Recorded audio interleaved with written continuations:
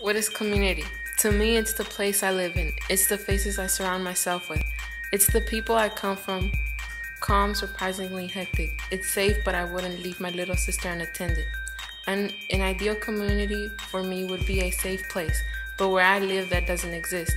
The people who I hang out with are a part of my community. This includes my family, my friends, even my pets. I was raised with the idea that if you respect me, then I'll respect you. I am fond of that idea. I am a person that enjoys expressing myself in many ways. I love art. I like to draw graffiti. I draw it how I feel it and how I see it. I may not be the best graffiti artist, but like they say, practice makes perfect. I don't use graffiti to tag, I use it to decorate my world. Because after all, my world is my community and my community is me.